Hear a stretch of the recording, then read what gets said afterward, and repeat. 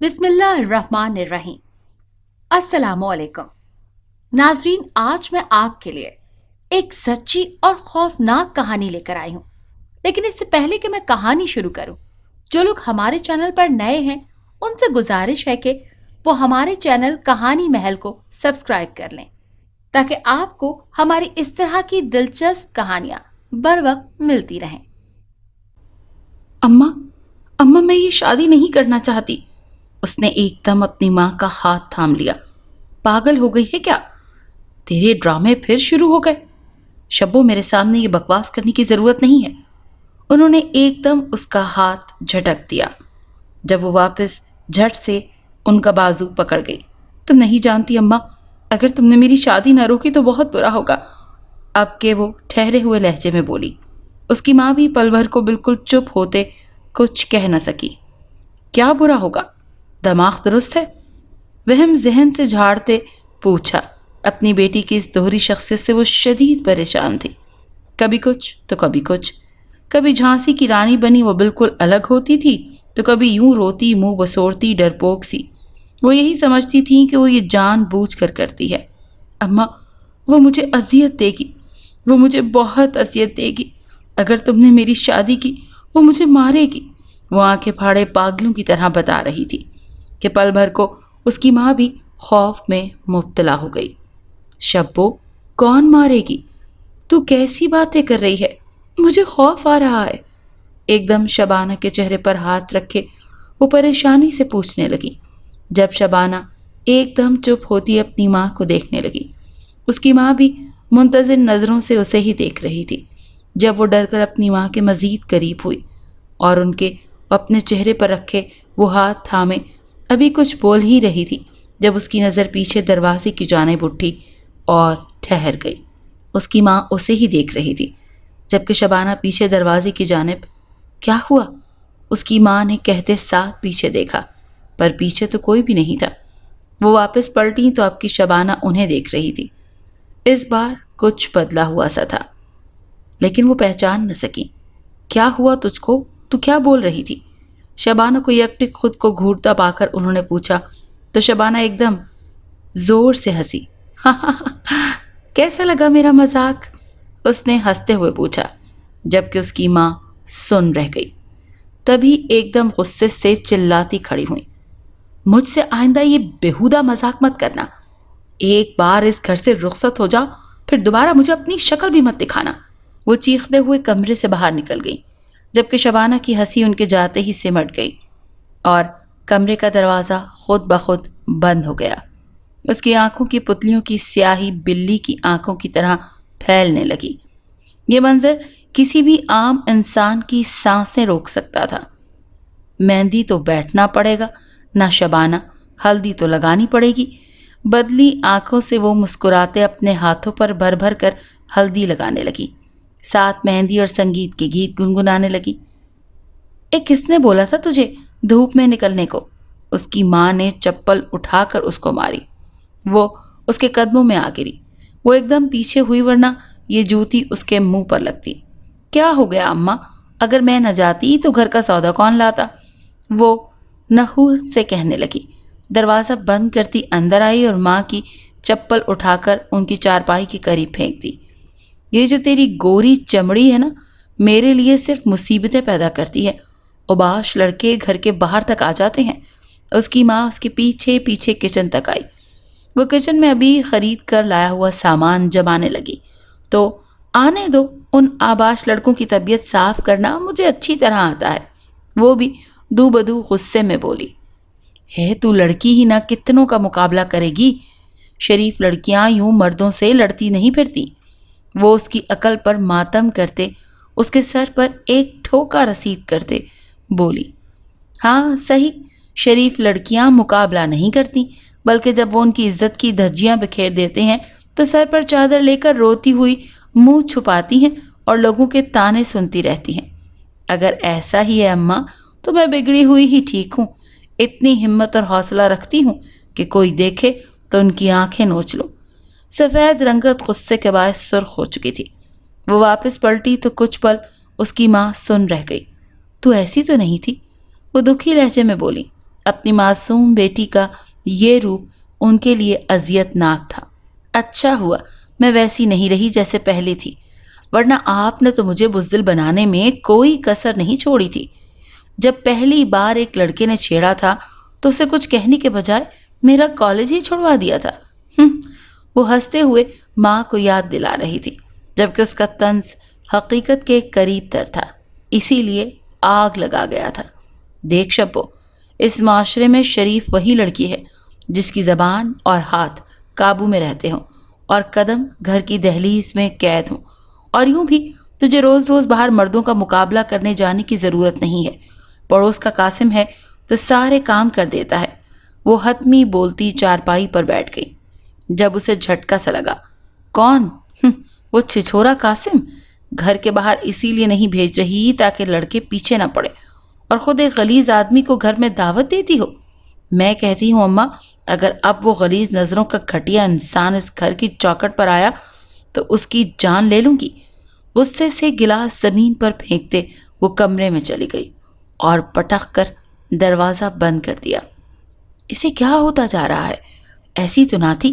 اگر اس کی یہ زبان کسی نے سن لی تو کون بیاہے گا اسے؟ وہ پریشانی سے سوچتی پان بنانے لگی۔ یہ 6 عرصے پہلے ہی کچھ ہوا تھا، ورنہ اس کی شبو تو بہت ڈرپوک سی نرم دل کی تھی، لیکن وہ قیامت خیز دن کے بعد سب کچھ ان کی توقع کے برعکس ہوا۔ شبو کو جو ہونا چاہیے تھا وہ کچھ اور ہی ہو گئی، ماضی کے خیالوں میں گم ہو گئی۔ کمرے میں آ کر اس نے اندر سے دروازہ بند کیا اور دروازے سے ٹیک لگائے کھڑی ہو گئی، جب اچانک اس کے ہونٹ مسکرانے لگے۔ اس کی آنکھیں بند تھیں اور بند آنکھیں ہونے کے باوجود اس کی آنکھوں کی پتلیاں تیزی سے ہل رہی تھیں۔ جیسے جیسے اس کی آنکھیں حرکت کر رہی تھیں ویسے ویسے کمرے کی چیزیں ہلنا شروع ہو رہی تھیں۔ یکدم اس نے اپنے منہ پر ایک زوردار تھپڑ مارا اور اگلے لمحے ہی تڑپتی بیڈ پر گری۔ خدا کے لیے مجھے چھوڑ دو۔ شبانہ کا وجود کانپنے لگا تھا۔ میں نے تمہارا کیا بگاڑا ہے؟ مجھے بخش دو، میں معافی مانگتی ہوں۔ سامنے کمرے میں ہلکا ہلکا دھواں پھیلتے دیکھ پیچھے کی جانب کھسکنے لگی، جب اچانک کسی نے زور سے اس کی ٹانگ سے پکڑ کر نیچے کی جانب کھینچا اور ایک جھٹکے سے وہ بیٹھ کے نیچے گر گئی۔ لیکن اس بار اس کی تکلیف سے چیخ یا سسکاری نہیں نکلی تھی، بلکہ اس کا کہکہا گونجا تھا۔ ایسے کیسے تیرے وجود کو بخش دوں؟ وہ بولتے ہوئے ہنسنے لگی تھی، ساتھ ساتھ اپنے بازو کو چھو رہی تھی۔ آنکھوں میں جیسے شعلے چمک رہے تھے اور بالکل صاف اور واضح تھے۔ زور زور سے ہنستے وہ ایک دم نیچے گری۔ اس بار اس کی سسکی نکلی۔ وہ پرانی کیفیت میں واپس لوٹ چکی تھی۔ بہت درد ہو رہا ہے، خدا کے لیے مجھے بخش دو۔ وہ روتے ہوئے ہاتھ جوڑ گئی تھی جب اس کے ہاتھوں کو کسی نے سختی سے جکڑا۔ وہ بری طرح پھڑ پھڑانے لگی، تکلیف سے آواز حلق میں دب گئی، آنسو آنکھوں سے بہنے لگے اور ایک دم اس کے ہاتھ چھوٹ گئے۔ اس کے بعد کمرے میں غیر معمولی خاموشی چھا گئی، یعنی اب کمرے میں وہ اکیلی رہ گئی تھی۔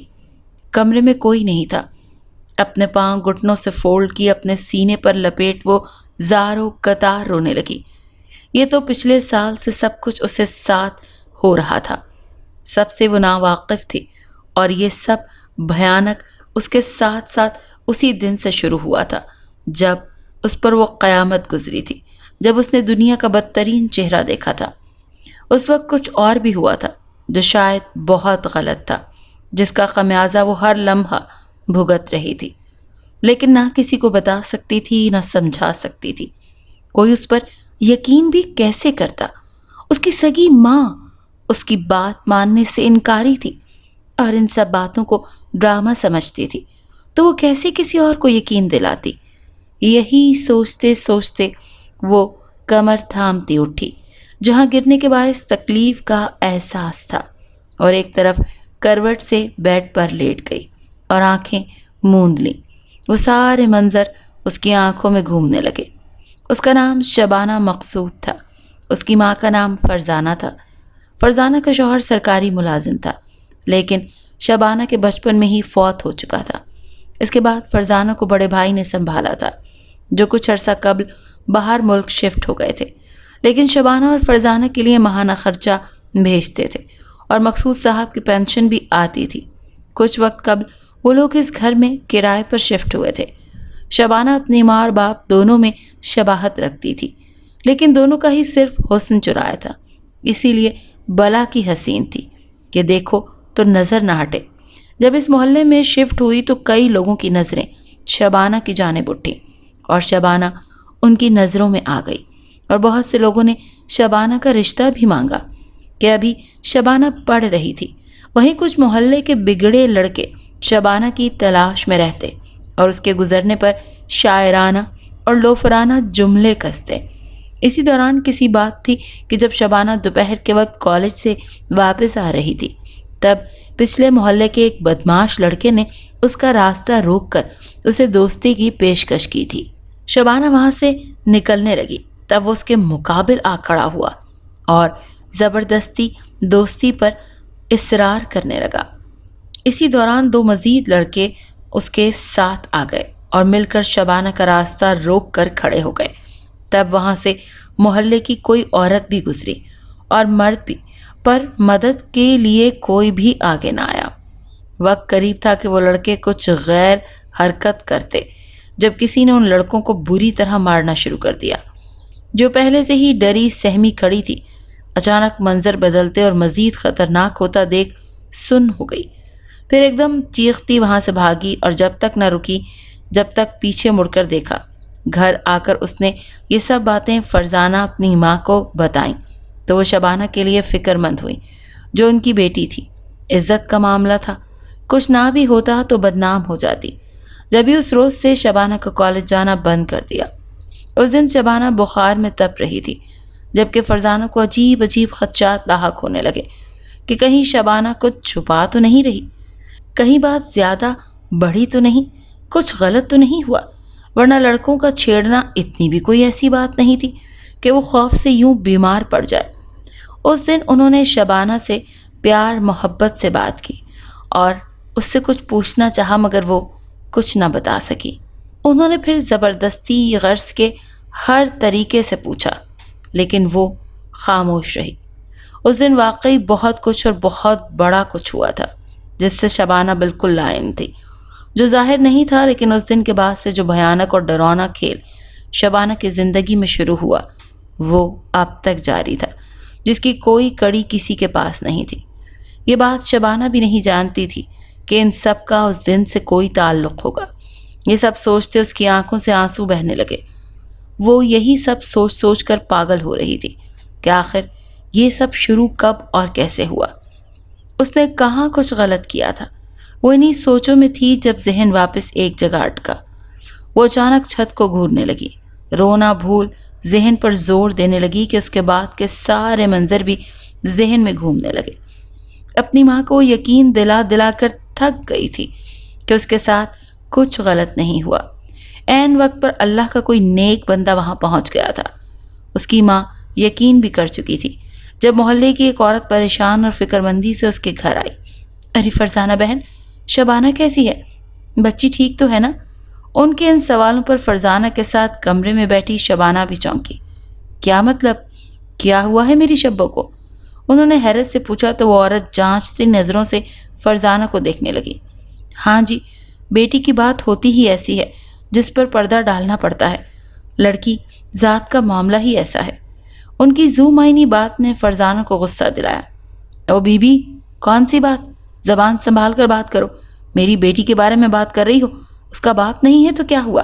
ماں تو زندہ ہے، لاوارث نہیں ہے، جو منہ میں آئے بول دو۔ وہ ایک دم بھڑکی تو پڑوسن کے تن بدن میں آگ کے شعلے جل اٹھے۔ بس کرو فرزانہ بہن، ہم تو تسلی دینے آئے تھے، تم تو ہمارے ہی گلے پڑ رہی ہو۔ وہ لڑکے شبانہ کو اپنے ساتھ لے کر گئے تھے، معذرت پر اب بھی بڑی اکڑ ہے تم میں۔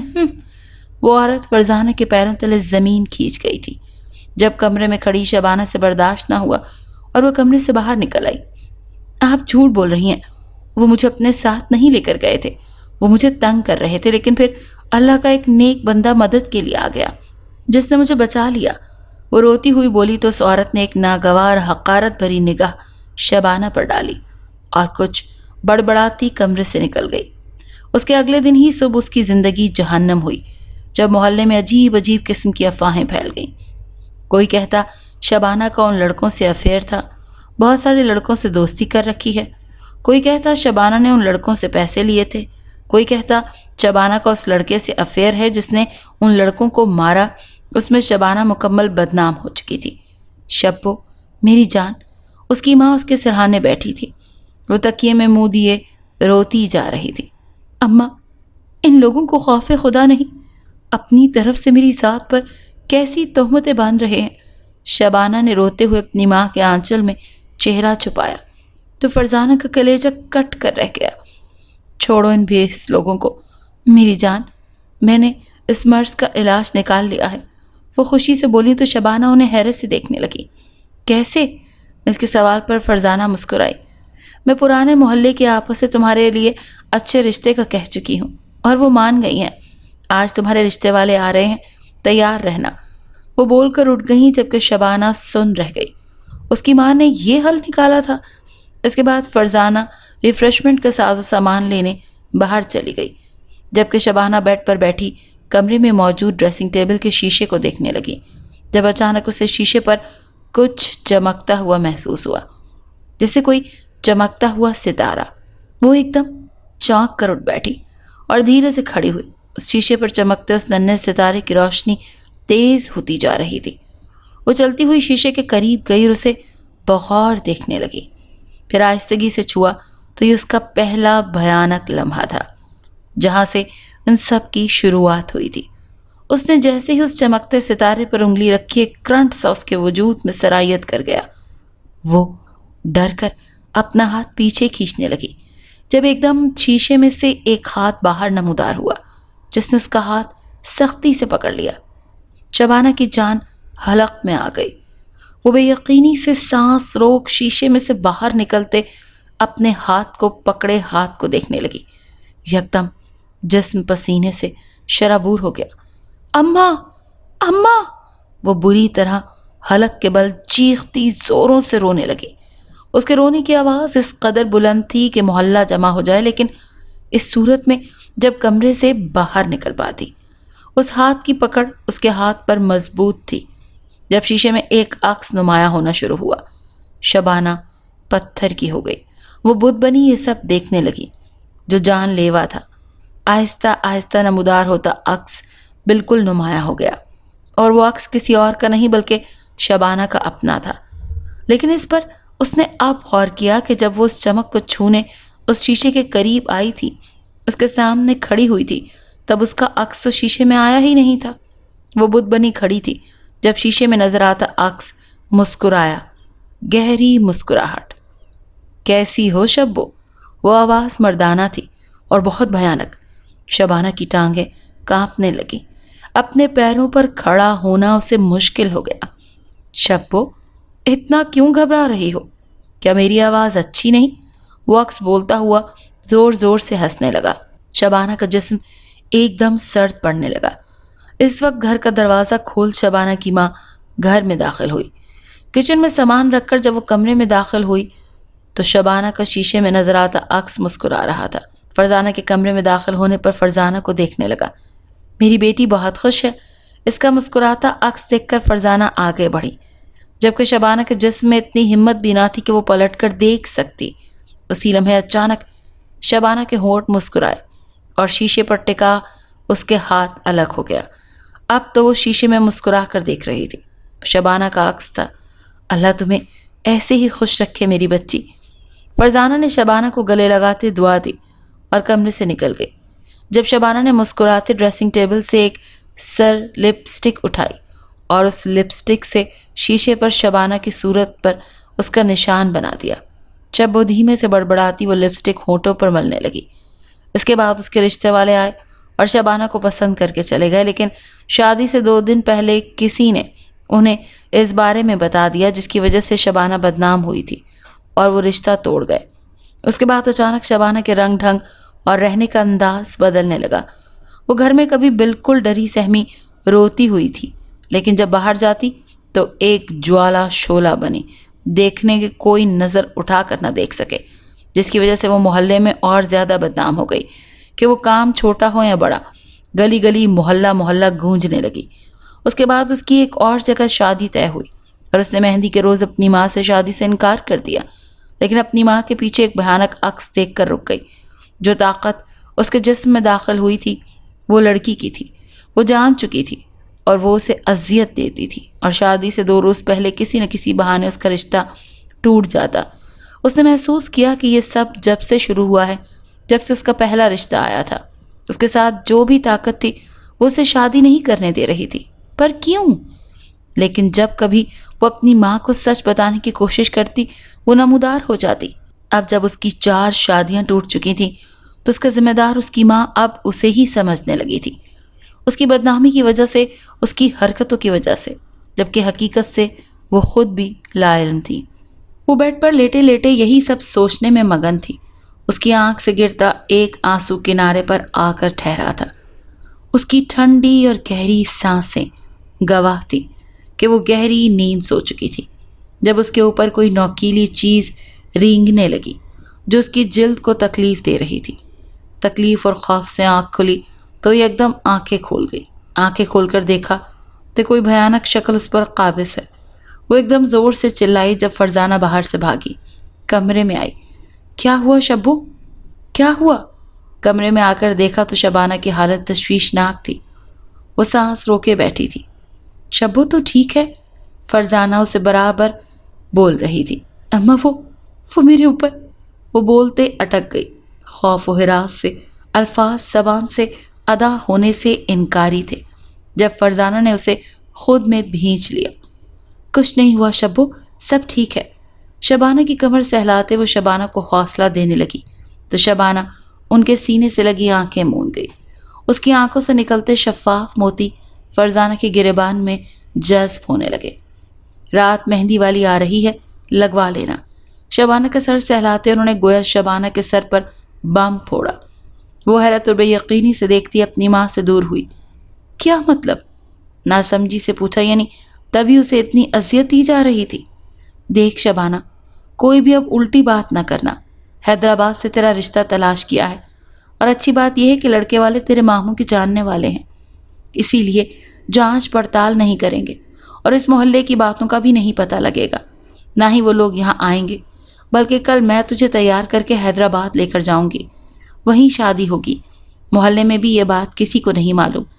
تو بھی اب پریشان نہ ہونا، کوئی الٹی بات نہ کرنا، بس رات مہندی والی آئے گی، لگوا لینا۔ اس کی ماں حکم جاری کرتی اٹھ چکی تھی، جبکہ خوف کی ایک نئی لہر اس کے وجود میں دوڑنے لگی تھی۔ اب وہ پھر اس کے جسم میں داخل ہوتے اسے تکلیف پہنچائے گی۔ اماں، مجھے شادی نہیں کرنی، وہ ایک دم کھڑی ہوتی بولی، لیکن فرزانہ اسے نظر انداز کر رہی تھی اور باہر چلی گئی۔ رات وہ فون پر بات کرتے باقی کے انتظامات دیکھ رہی تھی، جبکہ شبانہ اپنے اندھیرے کمرے میں بیٹھی اس اذیت کا انتظار کر رہی تھی جب وہ طاقت اس میں داخل ہوگی، اسے خوف زدہ ہو کر اسے اذیت دے گی۔ لیکن حیرت کی بات یہ تھی کہ وہ اب تک آئی نہیں تھی۔ جب اس کی ماں کمرے میں داخل ہوئی، شبو، یہ مہندی والی آئی ہے، اس سے مہندی لگوا لے، جیسی چاہے اچھا ڈیزائن پسند کر کے بھری بھری۔ ہم صبح 5 بجے کی بس سے حیدرآباد کے لیے نکلیں گے۔ فرزانہ ایک نازک سی لڑکی کو کمرے میں شبانہ کے پاس بٹھا کر خود باہر چلی گئی۔ شبانہ نے ایک نظر اس لڑکی کو دیکھا جو سر جھکائے بیٹھی مہندی کی کون اور باقی رومال نکال رہی تھی۔ آپ ان میں سے کوئی ڈیزائن پسند کر لیں، یہ کہتے ہوئے اس لڑکی نے اپنا موبائل آگے کیا، جسے شبانہ نے واپس پیچھے کھسکا دیا۔ اس کی ضرورت نہیں، آپ کو جو اچھا ڈیزائن لگانا آتا ہے وہ لگا دیں، یہ کہتے ہوئے شبانہ نے اپنے ہاتھ اس کے سامنے رکھے، خود بیک گراؤنڈ سے سر ٹکائے آنکھیں موند گئی۔ وہ لڑکی اس کے ہاتھوں پر مہندی لگانے لگی۔ شبانہ کو اپنے ہاتھوں پر مہندی کی ٹھنڈک اور نقش بنتے محسوس ہونے لگے۔ کچھ دیر بعد اس نے اپنی آنکھیں کھولیں تاکہ اس کے بنائے گئے مہندی کے نقش دیکھ سکے، لیکن اپنے ہاتھوں کو دیکھ کر وہ بے اختیار چیخی۔ یہ کیا کر رہی ہو؟ اس کی چیخ خاصی بلند تھی کیونکہ وہ لڑکی ڈیزائن لگانے کے بعد اس پر بہت ساری مہندی نکال کر پھیلا چکی تھی اور ابھی بھی پھیلا رہی تھی جب شبانہ ہاتھ کھینچنے لگی، لیکن وہ لڑکی بضد ہاتھ تھامے اس کی مہندی کے گند کو مزید اس کے ہاتھوں پر پھیلا رہی تھی۔ جب شبانہ ہاتھ کھینچتے مزید چلائی، یہ کیا بدتمیزی ہے، میں کہتی ہوں چھوڑو مجھے۔ اس کے باقی الفاظ منہ میں ہی دم توڑ گئے جب اس لڑکی نے چہرہ اوپر اٹھا کر اس کو دیکھا۔ شبانہ شریانوں میں خون جمتا محسوس ہوا۔ وہ لڑکی گہری مسکراہٹ لیے اسے گھور رہی تھی اور آنکھیں مکمل سیاہ تھیں۔ کیسی لگ رہی ہے مہندی؟ وہ ہنستے ہوئے پوچھنے لگی۔ اس کی بدلی ہوئی آواز سنتے ہی شبانہ کی جان جانے لگی۔ تو تم؟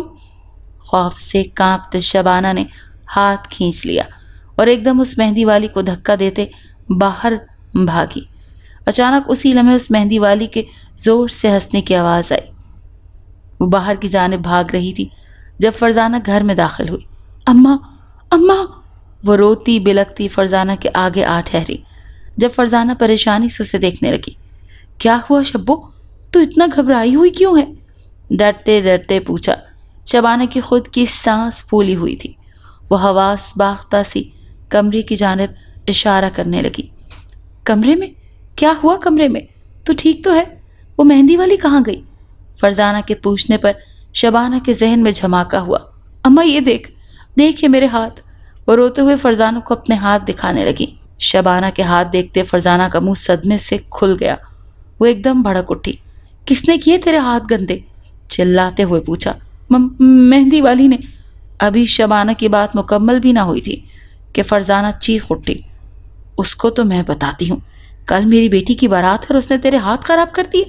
وہ غصے سے اندر جانے لگی تھی جب شبانہ نے ان کے ہاتھ تھام لیے اور تیزی سے نفی میں سر ہلانے لگی۔ نہیں اماں، تو اندر مت جا۔ وہ مہندی والی انسان نہیں ہے، وہ تو جن زادی ہے۔ شبانہ کے الفاظ سن فرزانہ کے پیروں تلے زمین نکل گئی، لیکن اگلے لمحے وہ غصے سے شبانہ کو گھورنے لگی۔ مذاق کر رہی ہے تو میرے ساتھ؟ ہاں بتاؤں ابھی تجھے؟ بے غیرت، یہ حرکت مذاق والی ہے۔ ان کے اعصاب چٹک گئے تھے۔ ہر شادی کے وقت وہ اسی طرح کے مذاق کرتی تھی اور پھر کسی نہ کسی طرح اس کی شادی ٹوٹ جاتی تھی۔ نہیں اماں، یہ سب مذاق نہیں ہے، نہ ہی میں نے پہلے کبھی تیرے ساتھ مذاق کیا ہے۔ قسم لے لے وہ سب سچ تھا۔ اس گھر میں اوپر ایک جن ذاتی ہے جو بہت شر پسند ہے، وہ ہر وقت میرے وجود۔ کمرے کے دروازے کی جانب دیکھ اس کے الفاظ منہ میں ہی دم توڑ گئے، کیونکہ وہ مہندی والی ہاتھ میں چھری لیے مسکراتے اسے دیکھ رہی تھی۔ اس کی آنکھیں مکمل لال تھیں۔ وہ سہمتی سرد پڑنے لگی۔ جب فرزانہ کی نظر اس پر پڑی تو بے اختیار لڑکھڑا کر پیچھے ہوئی۔ ڈر اور خوف سے بے یقینی سے اس کی مہندی والی کو اس نے دیکھا۔ یہ اس کو کیا ہوا؟ شبانہ کا ہاتھ پکڑتے فرزانہ نے ڈرتے ہوئے پوچھا۔ یہ وہی جن زادی ہے، مجھے مار دے گی اماں۔ شبانہ نے دوسرے ہاتھ سے فرزانہ کا ہاتھ پکڑ لیا جب ایک دم فرزانہ چلاتی دروازے کی جانب بھاگی۔ بھاگ شبو! وہ شبانہ کو لیے گھر سے نکل گئی تھی اور سمت کا تعین کیے بغیر بھاگ رہی تھی۔ شبانہ بھی ماں کے ساتھ بھاگ رہی تھی۔ وہ اپنی ماں کے بھاگنے کی رفتار دیکھ حیران تھی۔ اماں ہم کہاں جا رہے ہیں؟ انجان رستہ دیکھ پریشانی سے پوچھا۔ اسے حیرت ہو رہی تھی، ابھی اتنی گہری بھی نہیں ہوئی تھی رات کے کوئی ایک فرد بھی نظر نہ آتا۔ فرزانہ نے اس کی کسی بات کا جواب نہ دیا۔ مزید کچھ اور وقت تیزی سے بھاگنے کے بعد فرزانہ نے جھٹکے سے اس کا ہاتھ پکڑا۔ شبانہ گھٹنے پر ہاتھ رکھ کے ہانپنے لگی، گلے میں کانٹے چبھنے لگے۔ اماں کہاں لے آئی ہو مجھے؟ وہ حیرت اور صدمے سے پوچھنے لگی۔ وہ پوری جگہ کا معائنہ کرنے لگی جو وہ زندگی میں پہلی بار دیکھ رہی تھی۔ ہر طرف سنسان و گنجان علاقہ، صرف کچھ ہی دور بھاگنے پر۔ اماں یہ کون سی جگہ ہے؟ میں نے پہلے کبھی ایسی جگہ نہیں دیکھی۔ وہ سب بھلائے دور دور تک پھیلے اس سیاہ علاقے کو دیکھنے لگی جو کسی ریگستان کی مانند تھا۔ جب اسے اپنے بہت قریب کوئی محسوس ہوا، جیسے اس کے بالکل پیچھے کوئی کھڑا ہے۔ وہ جانتی تھی اس کے پیچھے اس کی ماں ہے، پھر بھی کسی انہونی کے احساس سے اس کے رونگٹے کھڑے ہونے لگے کہ وہ کوئی بہت غلط اور بھیانک قدم اٹھا چکی تھی۔ کیسا لگا سرپرائز؟ کان کے قریب اس کی ماں نے سرگوشی کی، لیکن یہ سرگوشی اس کی ماں کے منہ سے ادا ضرور ہوئی تھی پر اس کی ماں کی نہیں تھی۔ وہ ایک جھٹکے سے پیچھے مڑی۔ اس کے بالکل پیچھے اس کی ماں کھڑی تھی۔ بال مکمل کھل کر ہوا میں پھیلے اڑ رہے تھے۔ آنکھوں کے گرد سیاہی پھیلی ہوئی تھی اور آنکھوں کا رنگ بالکل سرخ تھا۔ اماں! روتے ہوئے اس نے پکارا اور خود بخود اپنے قدم پیچھے لینے لگی۔ یہی وہ لمحہ تھا جب سامنے کھڑی اس کی ماں دھوئیں کی مانند ہوا میں تحلیل ہو گئی۔ اماں! وہ بلند آواز میں چلاتی ادھر ادھر بھاگتی پکارنے لگی۔ تمہاری ماں بھی تمہیں اس طرح ڈھونڈ رہی ہوگی۔ ابھی تو مہندی لگانے گھر چھوڑ کر گئی تھی، لیکن رات بیٹی منہ کالا کر کے بھاگ گئی۔ اپنے پیچھے آواز سنتی شبانہ پلٹی تو بے ساختہ آنکھیں میچ گئی۔ سامنے ایک بھیانک شکل کی لڑکی کھڑی تھی، جس کا رنگ بالکل سفید تھا لیکن چہرے پر سیاہ دھاریاں تھیں اور آنکھیں بلی کی طرح چھوٹی بڑی ہوتی اسے مزید بدنما اور ڈراؤنا بنا رہی تھیں۔ مجھے چھوڑ دو، میں نے کیا بگاڑا ہے، مجھے گھر جانے دو۔ وہ روتی ہوئی وہیں بلکتی بیٹھ گئی۔ وہ جانتی تھی کہ سامنے موجود جنزادی کی مرضی کے بنا وہ یہاں سے ہل بھی نہیں پائے گی۔ یہ وہ جگہ ہے جہاں تم تڑپ تڑپ کر مر جاؤ گی، پر کوئی تمہارے منہ میں قطرہ تک ڈالنے نہیں آئے گا پانی کا، اور تمہاری جیسی بد کردار بے حیا لڑکی کا یہی انجام ہے۔ اور تمہاری ماں بھی لوگوں کے منہ سے تمہاری بد کرداری کے تانے سن سن کر مر جائے گی۔ وہ بولتے ہوئے کہکہا لگا کر ہنسی۔ میں نے تمہارا کیا بگاڑا ہے؟ اگر دشمنی ہے بھی تو مجھ سے، مجھے تکلیف دے دو، لیکن میری ماں کو بخش دو، وہ مر جائے گی میرے بغیر۔ خدا کے لیے مجھے واپس چھوڑ دو۔ تم چاہتی ہو نا میں شادی نہ کروں؟ میں کسی لڑکے سے شادی نہیں کروں گی، پلیز مجھے چھوڑ دو۔ وہ روتے ہوئے بولی تو وہ جنزادی اسے بغور دیکھنے لگی۔ تم جانتی ہو تم نے کیا کیا ہے؟ وہ جنزادی غصے سے چیخی۔ اس کی چیخ اس قدر بھیانک تھی کہ شبانہ بے اختیار کانوں پر ہاتھ رکھ گئی۔ میں نے کچھ نہیں کیا، شبانہ بھی چلائی جب اس نے شبانہ کا گلا دبوچ لیا۔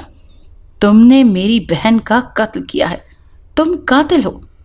یہ کہتے ساتھ اس نے شبانہ کو دور دھکا دیا، جسم کے ساتھ شبانہ کا ذہن بھی سن ہو گیا۔ لفظ قتل تو اس کا ہو جاتا کیونکہ وقت سے اسے ذہنی اور جسمانی اذیت دیتی آ رہی تھی۔ مجھے جانے دو۔ اس کے الفاظ منہ میں دم توڑ گئے جب اس نے اس بیاباں کو خالی پایا۔ وہ وہاں اکیلی کھڑی تھی۔ وہ جنزادی اسے یہاں قید کر کے جا چکی تھی۔ خدا کے لیے مجھے یہاں سے نکالو، مجھے یہاں سے جانے دو۔ وہ حلق کے بل چلاتی رونے لگی جب الگ الگ عجیب سی آوازوں پر وہ سہم کر کھڑی ہوئی، اور یہ دیکھ کر اس کی جان نکل گئی کہ دور دور کھڑے ان درختوں کی شاخیں بڑی ہوتی جا رہی ہیں اور منہ سے کھانا طلب کر رہی ہیں۔ وہ پتھر بنی یہ روح لرزا دینے والا منظر دیکھنے لگی۔ یہ سب کسی ہانٹڈ فلم کی طرح تھا۔ اب تک وہ صرف کہانیوں میں سنتی آئی تھی، حقیقت میں وہ پہلی مرتبہ یہ سب کچھ دیکھ رہی تھی۔ وہ درخت ان کے قریب اسے اپنی خوراک بنانے والے تھے۔ وہ ہوش کھوتی زمین پر گر پڑی۔ کوئی اس کے بالوں سے کھیل رہا تھا۔ وہ گہری نیند میں تھی لیکن اپنے چہرے اور بالوں میں لمس محسوس کر سکتی تھی۔ یہ لمس اس کے حواس اجاگر کرنے لگا جب بند دماغ میں وہ کل رات کے مناظر گھومنے لگے۔ جب وہ چلاتے ہوئے اٹھ بیٹھی، اماں! اس کی چیخ اتنی بلند تھی کہ باہر کھڑے تمام لوگ بھی بے چین ہو گئے۔ کیا ہوا شبو؟ سب ٹھیک تو ہے؟ تو ٹھیک ہے نا؟ وہ شبانہ کا ہاتھ چومتی روتے ہوئے بولی۔ سب ٹھیک تو ہے؟ کیا ہوا شبو؟ میری بچی، اماں مجھے بچا لے۔ وہ ماں کے گلے لگتی سسکتی ہوئی رونے لگی۔ کچھ نہیں ہوا شبو، سب ٹھیک ہے۔ فرزانہ اس کو تسلی دینے لگی جب وہ حواس باختہ سی پیچھے اس کی آنکھیں پھٹی کی پھٹی رہ گئیں۔ نہیں اماں، وہ مجھے مار دے گی، وہ مار دے گی مجھے۔ تو اگر چاہتی ہے کہ میں زندہ رہوں تو پلیز اس رشتے سے انکار کر دے۔ شادی نہیں کرنی مجھے اماں، پلیز۔ اگر میں نے شادی کی تو وہ بہت اذیت دے گی مجھے۔ وہ حواس باختہ سی انہیں بتا رہی تھی کہ وہ بیٹی کی حالت دیکھتی منہ پر ہاتھ رکھ گئیں۔ شبو، تجھے کیا ہوتا جا رہا ہے میری بچی؟ تو ذہنی مریض بنتی جا رہی ہے۔ وہ محبت سے شبانہ کا چہرہ تھامتی بولی، جبکہ شبانہ ان کی بات پر پتھر ہو گئی۔ ذہنی مریض؟ وہ اسے ذہنی مریض بول رہی تھی جبکہ وہ تو کتنی بھیانک اذیت سے گزر رہی تھی۔ اماں، میں جھوٹ نہیں بول رہی، ایک جنزادی ہے جو مجھے مار دے گی۔ میں شادی نہیں کروں گی۔ اماں، تو نہیں جانتی کل رات وہ مجھے اپنے ساتھ ایک جنگلی صحرا میں لے گئی تھی جہاں انسانوں کو کھانے والے آدم خور درخت تھے۔ وہ بہت خطرناک جگہ تھی، بالکل سنسان۔ وہ مجھے تمہاری شکل میں وہاں کھینچتی ہوئی لے گئی تھی، اور وہ مہندی والی تھی، وہ بھی جنزادی ہی تھی۔ میں اس سے بچ کر باہر بھاگی تو تمہاری شکل میں آ گئی۔ یقین نہیں آتا تو یہ دیکھو میرے ہاتھ، اس نے میرے پورے ہاتھوں پر مہندی پھیلا دی، دیکھو۔ وہ اپنے ہاتھ ماں کے سامنے کرتی رو رہی تھی جب اس کی ماں افسوس سے اس کے ہاتھوں کو دیکھ رہی تھی۔ اسی لمحے اس نے بھی جب اپنے ہاتھوں کو دیکھا تو سن رہ گئی۔ اس کے ہاتھ تو بالکل صاف تھے، ان ہاتھوں پر ایک بھی مہندی کا نشان نہیں تھا۔ اماں، وہ بے یقینی سے ہاتھوں کو الٹ پلٹ کر کے دیکھنے لگی۔ کل مہندی والی نے مہندی لگانا شروع کی تھی تو ایک دم چلا کر بھاگی اور پھر چھت پر بھاگ کر اندر سے دروازہ لاک کر لیا۔ تو کسی جنگلی صحرا میں نہیں تھی بلکہ اپنے گھر کی چھت پر تھی، وہاں سے بے ہوش ملی ہے۔ اس کی ماں نے گویا اس کے پیروں تلے سے زمین کھینچ لی۔ میری جان، خدا کے لیے یہ سب مت سوچو، آج تمہارا نکاح ہے۔ لڑکے والے تمہاری طبیعت خرابی کا سن کر خود یہاں آ چکے ہیں اور باہر ہیں۔ پہلے نکاح ہو جائے، پھر میں تمہیں خود ڈاکٹر کے پاس لے کر جاؤں گی۔ جب تک میری بچی، تم اپنے ذہن پر زور مت دو، اتنا مت سوچو۔ اس کا ماتھا چوم کر اٹھ گئی جبکہ وہ اب تک اپنے خالی ہاتھوں کو دیکھ رہی تھی۔ کیا یہ سب واقعی اس کا وہم تھا؟ اتنے وقت سے وہ جس اذیت سے گزر رہی تھی وہ اس کی خود ساختہ تصور کردہ تھی؟ کیا واقعی وہ ذہنی مریض تھی؟ اس کی آنکھوں سے قطرہ قطرہ آنسو بہنے لگے، اذیت جیسے دل چیر رہی تھی۔ وہ ہاتھوں میں چہرہ چھپائے سسک پڑی۔ وہ پاگل ہو رہی تھی یا شاید ہو چکی تھی، مگر کب سے اسے کوئی بیماری تو نہیں تھی، نہ ہی کوئی چوٹ لگی تھی۔ وہ سب کچھ تو سچ میں اس کے ساتھ ہوتا تھا۔ وہ محسوس کرتی تھی وہ سب کچھ جب وہ جنزادی اسے مارتی تھی، اس کے جسم میں داخل ہوتی تھی، تو پھر وہ تکلیف کیوں ہوتی تھی؟ اگر یہ سب اس کا تصور تھا تو تصور میں تکلیف کیسی؟ لیکن اب اسے یہی لگ رہا تھا جیسے وہ واقعی ذہنی بیمار ہے اور بہت جلد سب کچھ بھول بالکل پاگل ہو جائے گی۔ نگاہ پڑھتے وقت اسے جتنا ڈر لگ رہا تھا اس نے بمشکل قابو پایا۔ یوں لگتا تھا جیسے ابھی وہ جنزادی اس کے وجود میں داخل ہو جائے گی، لیکن اس نے خود کو یقین دلایا تھا کہ یہ سب اس کا وہم ہے، اس کے سوا اور کچھ بھی نہیں۔ لیکن نکاح کے بعد اسے سب سے بڑا جھٹکا لگا جب لڑکے والوں نے فوراً رخصتی مانگی۔ اس کی ماں نے انکار کرنا چاہا پر ان کے انکار کو کسی نے سنا ہی نہیں۔ مجبوراً انہیں ایمرجنسی میں شبانہ کو رخصت کرنا پڑا، لیکن رخصتی سے پہلے انہوں نے شبانہ کو سمجھایا کہ وہ سب اس کا وہم تھا، حقیقت میں اس کا کوئی تصور نہیں۔ شبانہ رخصت ہو کر سسرال آئی تو حیران رہ گئی کیونکہ اس کا سسرال بہت حسین تھا، بہت بڑا بھی۔ وہ گھر نہیں گویا محل میں آ گئی تھی۔ کچھ وقت کے لیے تو جیسے سب کچھ بھول گئی تھی جب اس کی ساس اسے محبت سے اس کے کمرے میں بٹھا آئیں۔ وہ کمرے کو بھی حیرت سے دیکھنے لگی۔ وہ کمرہ اس کے پورے گھر سے بڑا تھا۔ وہ جیسے ہی کمرے کے بیڈ پر بیٹھی تو نرماہٹ کا احساس ہوا۔ وہ گہری سانس لیتی اپنے اندر کی گھٹن کو باہر نکالنے لگی۔ اسی پل اس کی نظر دیوار پر لگے شیشے پر پڑی۔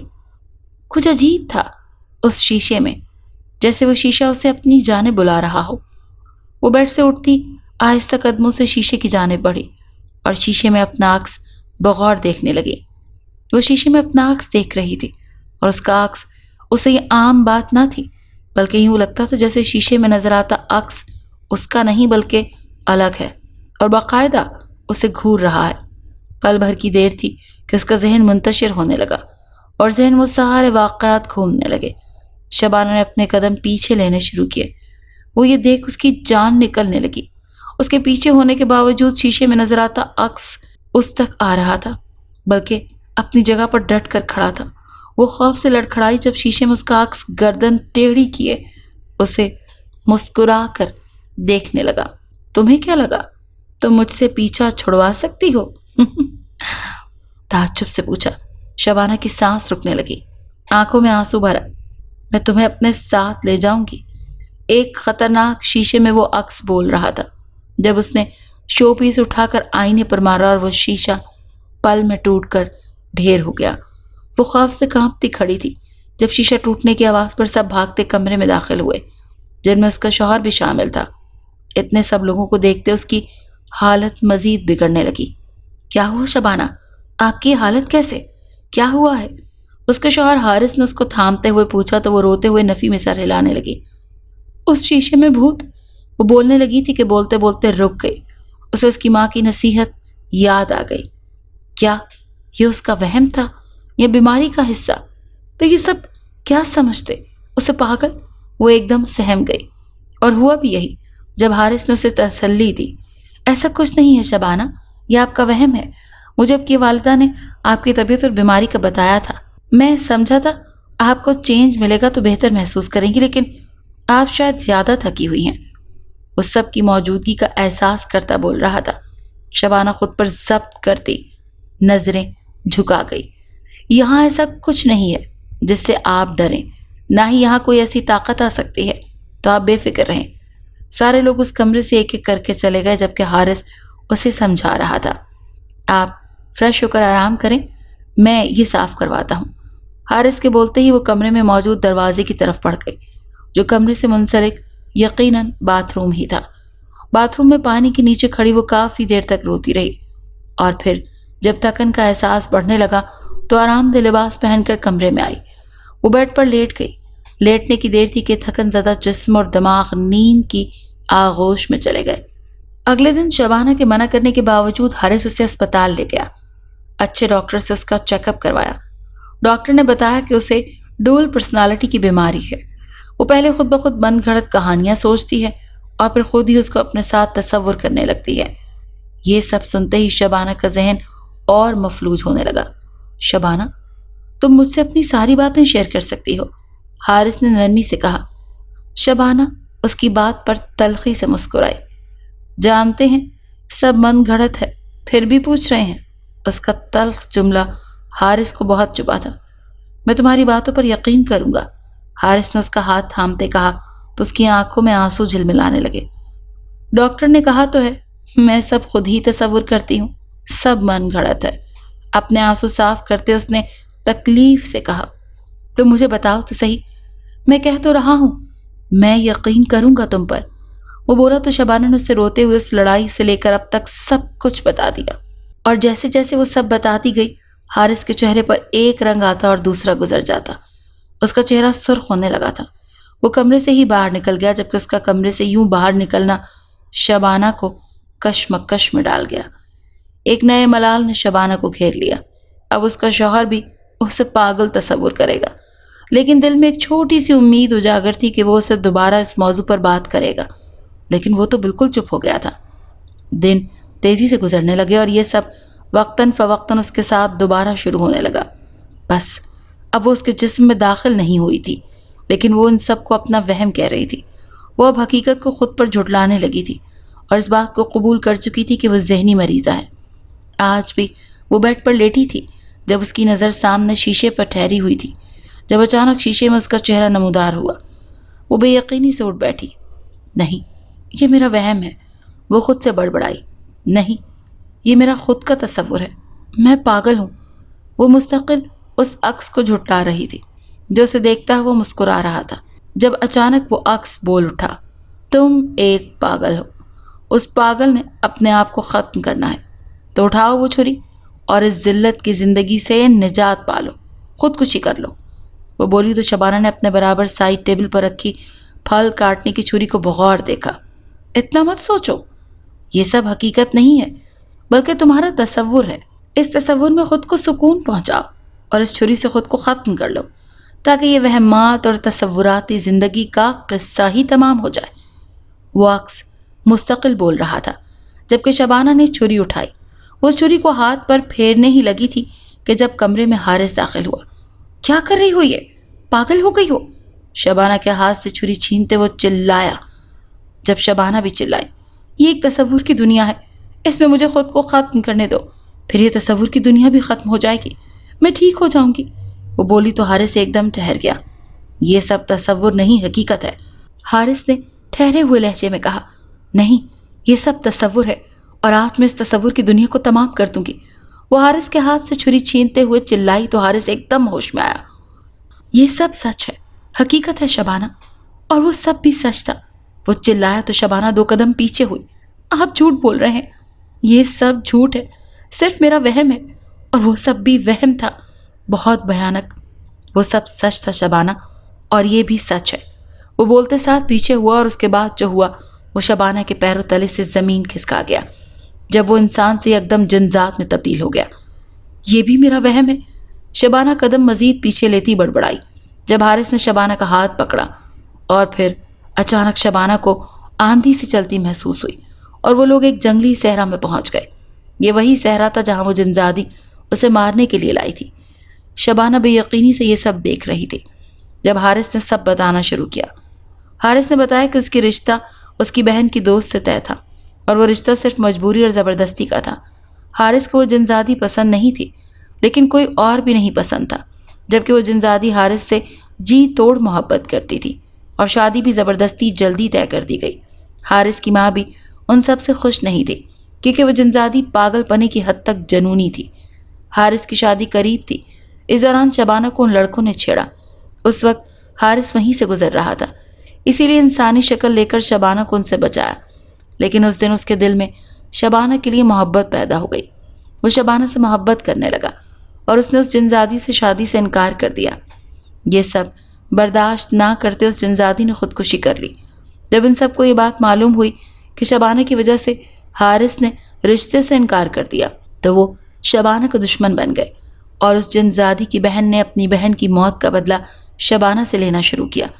اس بات سے حارث انجان تھا کیونکہ اسے اچانک اپنے گاؤں جانا پڑا تھا۔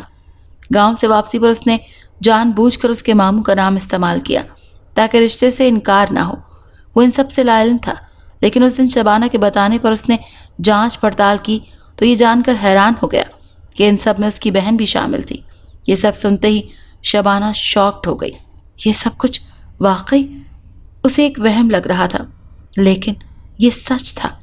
حارث نے اسے یقین دلایا کہ وہ سچی تھی، بیمار نہیں تھی، نہ ہی اسے وہم کی بیماری تھی۔ حارث نے اسے یقین دلایا کہ اب اس کے ساتھ کچھ برا نہیں ہوگا، نہ ہی اسے کوئی پریشان کرے گا۔ البتہ حارث کی حقیقت جاننے کے باوجود کہ وہ جنزات ہے، اسے حارث کو قبول کرنا پڑے گا جو وہ اس کے بولنے سے پہلے ہی کر چکی تھی۔ حارث نے اپنی بہن اور سابقہ منگیتر کی بہن کے خلاف سخت کارروائی کی اور انہیں ان کے قانون کے مطابق سزا دلوائی۔ اس بات کو بھی سالوں گزر گئے۔ شبانہ اور حارث کے 2 بچے ہیں اور شبانہ ایک خوبصورت شادی شدہ اور مکمل زندگی گزار رہی ہے۔ اس کی نند اور اس لڑکی کی بہن شرمندہ تھے اور شبانہ نے انہیں معاف کر کے ان کی سزا بھی ختم کروا دی تھی۔ اگر آپ کو یہ کہانی اچھی لگی ہے تو اسے لائک کیجیے اور ہمارے چینل کہانی محل کو سبسکرائب کیجیے۔ اور ہاں، اگر آپ کے کسی دوست، رشتہ دار یا بہن کے ساتھ خدا نخواستہ اس طرح کا کوئی بھی واقعہ پیش آیا ہے تو ہمیں کامنٹ سیکشن میں اس کے بارے میں ضرور بتائیے۔